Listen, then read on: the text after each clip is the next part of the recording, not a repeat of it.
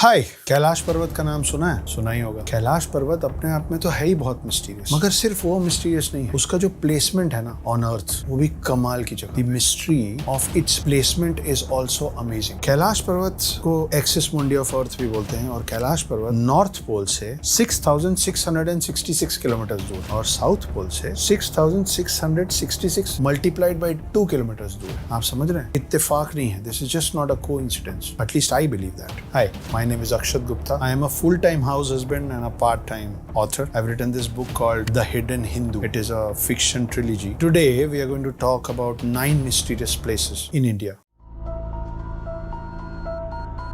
अभी मैंने आपको 9 में से एक तो बता दिया है, Kailash Parvat, but we will go a little more deeper into what Kailash Parvat है। बहुत सारे लोगों ने कैलाश पर्वत के बारे में बहुत सारी बातें सुनी हुई हैं। मैं कोशिश करूंगा कि मैं आपको कुछ नई चीजें बताऊं, जैसे कि कैलाश पर्वत में जाने वाले लोगों का एक्सपीरियंस कुछ ऐसा रहा है कि वहां जाने वाले लोगों के नाखून और बाल 3 गुना तेजी से बढ़ते हैं। फॉर एग्जाम्पल, अगर आपका एक हफ्ते में आपके नेल्स बढ़ते हैं तो वहां पे 2-3 दिन के अंदर वो पोजिशन आ जाता है आपके नेल्स का। और लोगों का ऐसा भी मानना है कि वहां जाने वाले लोगों का एज भी तेजी से बढ़ता है। सो वी व्हेन गो और reach Kailash Parvat, we start ageing faster. Science के पास इस बात का कोई पुख्ता जवाब नहीं है। शायद ये एक और रीजन है बहुत सारे कैलाश की मिस्ट्रीज के बीच में, जिसकी वजह से हम लोग माउंट एवरेस्ट तो चढ़ पाए, जो कि कैलाश पर्वत से भी ऊंचा है, मगर कैलाश पर्वत कोई नहीं चढ़ पाता। सेकंड, मानसरोवर लेक का नाम सुना है? आई एम श्योर सुना होगा। मानसरोवर लगभग सबने सुना है। कैलाश पर्वत के फुटहिल पे है, शांत पानी। It is a lake as every other lake is, मगर it is on the highest of altitudes on earth. Mansarovar lake के बिल्कुल पास में एक और लेक जिसके बारे में कम लोगों को पता है, उसका नाम है राक्षस ताल। जो राक्षस ताल है उसका पानी खारा है, समंदर के पानी जैसा। आप इसको पी नहीं सकते, उसके आसपास में कोई वेजिटेशन नहीं होता है, उसके आसपास फूल पत्ती कुछ नहीं होती है, और राक्षस ताल में लगातार लहरें आती हैं। साइंस के पास अब तक इस बात का जवाब नहीं है कि एक ही क्लाइमेटिक कंडीशन में, एक ही ऑल्टीट्यूड में 2 अलग अलग लेक्स जिसका पानी, जिसकी तासीर, जिसका स्वभाव बिल्कुल अलग अलग है,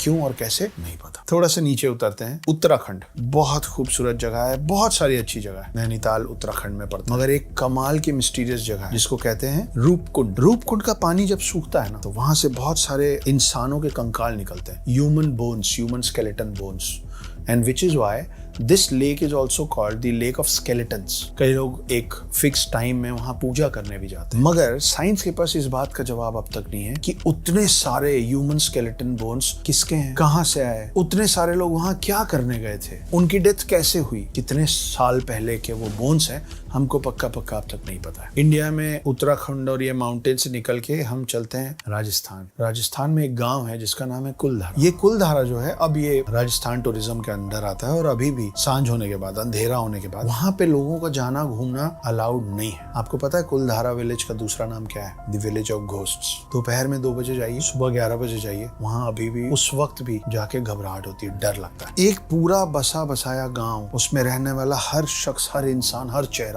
सब एक रात में गायब हो गए, और हमें अभी तक नहीं पता कि एक पूरा गांव कहाँ चला गया। अब वहां सिर्फ खाली घर है। चलिए, रातों रात पूरा गांव वहां से उठ के चला गया होगा, तो राजस्थान जैसी जगह पे जब इतने सारे लोग वहां से निकले होंगे, पैरों के निशान छूटे होंगे, खाने की चीजें लेके गए होंगे, तैयारी से गए होंगे। कोई तैयारी से नहीं गया। लोगों ने खाना चढ़ाया था बनाने के लिए, जो सुबह जला हुआ मिला, जलता पकता खाना छोड़ के एक पूरा गाँव गायब हो। कैसे? नहीं पता। राजस्थान के पास एक खूबसूरत सा और स्टेट है गुजरात। हम बड़ी सारी कहानियां सुनते हैं ना, कृष्ण की द्वारका नगरी, और ज्यादातर लोग उसको माइथोलॉजी बोल के डिस्कार्ड कर देते। सबमर्ज द्वारका सच में मिला है, अभी भी शोध चल रहा है। लेकिन आप सोचिए कि एक पूरा शहर, आप इमेजिन कर सकते हैं कि मुंबई या गोवा जैसा एक पूरा शहर डूब जाए, पानी के कई फीट अंदर चला जाए। ये सच है। कृष्ण की नगरी द्वारका थी, और कृष्ण जी ने अर्जुन से कहा था कि ऐसा होने वाला है, तो वहाँ की सारी महिलाओं को, सारे बच्चों को बचाओ, वहां से ले जाओ अपने साथ। उनको सबको अर्जुन ले गए थे, और पूरी द्वारका नगरी डूब गई। उसके अवशेष अभी भी पानी में हैं, और पता नहीं कितनी मिस्ट्रीज उस पानी में, उस द्वारका नगरी के अंदर दबी हुई। We still need to find and discover those. कोने से अब चलते हैं इंडिया के बीच में, हिंदुस्तान का दिल देखो, मध्य प्रदेश। एमपी में अमरकंटक नाम का एक छोटा सा कस्बा है। बहुत मान्यता है उस जगह की,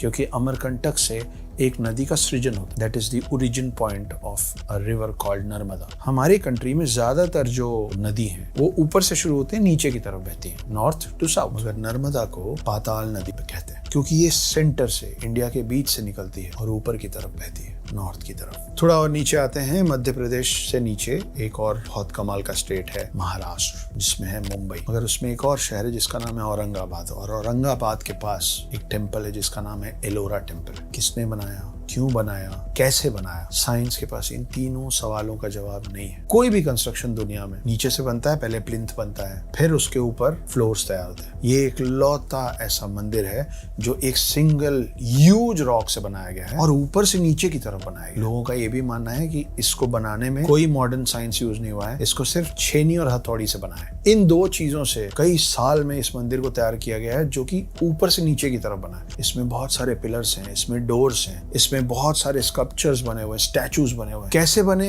क्यों बने, कैसे बनाया गया, आज का मॉडर्न आर्किटेक्चर हमको आंसर नहीं कर पा। इस मंदिर को बनते समय जो रॉक्स निकले होंगे ना, वो it would be somewhere around 4 lakh ton, 4 lakh ton पत्थर उसमें से तोड़ के निकाले गए होंगे इस मंदिर को शेप देने। पर इस मंदिर के कई किलोमीटर के दायरे में ये 4 लाख टन पत्थर, जो इस पत्थर का अवशेष है, नहीं मिला। कहाँ गया नहीं पता। ये आज भी आर्किटेक्चर समझ नहीं पा रहे हैं आर्किटेक्ट्स की इस मंदिर को कैसे बनाया गया है। मध्य प्रदेश हो गया, महाराष्ट्र हो गया, एक कमाल का मंदिर आता है डाउन साउथ, उसका नाम है वीरभद्र टेम्पल। वीरभद्र को टेम्पल ऑफ पिलर्स भी कहते हैं। इसमें बहुत सारे खंबे हैं, जिसमें से एक खास पिलर, वो पिलर जमीन टच नहीं करता, it is the hanging pillar inside the temple. इस मंदिर में पूजा करने का और अपनी इच्छा व्यक्त करने का तरीका यह है कि इस पिलर के नीचे से चुन्नी निकाली जाती है और अपनी इच्छा मानी जाती है। ये तो नॉर्मल है। एबनॉर्मल ये है कि कई बार इस चीज को अलग अलग एराज में समझने की कोशिश की गई कि ये तो लटका हुआ पिलर है, तो एक काम करते हैं, इसको हटा दें। ये पिलर मंदिर को सपोर्ट नहीं कर रहा है, लेकिन अगर आप इस पिलर को हटाने जाते हैं तो इसके रूफ में क्रैक्स पड़ने लग जाते हैं। माने ये कि अगर इस हैंगिंग पिलर को इस मंदिर से हटाया गया तो ये मंदिर कोलैप्स हो सकता है। ये हैंगिंग पिलर का क्या सीन है, ये कैसे हुआ? जब ये सपोर्ट नहीं कर रहा है तो इसको हटाने से मंदिर क्यों कोलैप्स हो सकता है? आर्किटेक्ट्स के पास,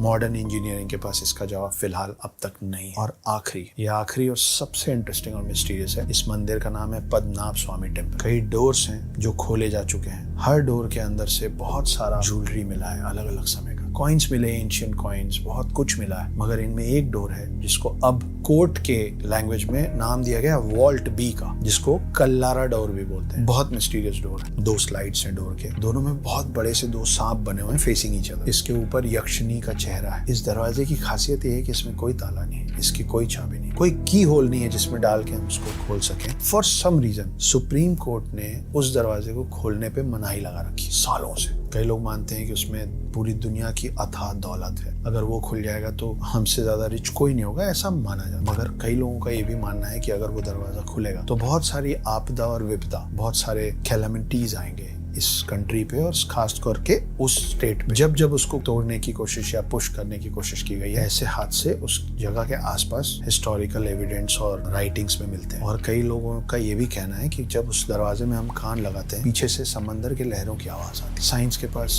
इस बात का जवाब नहीं कि वो दरवाजा कैसे खुलेगा, और हमें नहीं पता कि उस दरवाजे के पीछे क्या है। मगर ये बहुत अजीब बात नहीं है कि एक दरवाजे के पीछे से किसी को समंदर के लहरों की आवाज आ रही है। These were the 9 mysterious places of India। बहुत सारे लोग इन 9 मिस्टीरियस प्लेसेस की मिस्ट्रीज का आंसर्स ढूंढ रहे हैं। मुझे मिलेगा तो मैं आपको बताऊंगा। आपको जो इस बारे में और पता है मुझसे शेयर कीजिए। My name is Akshat Gupta. I am a full time house husband and a part time author. Try and read the hidden.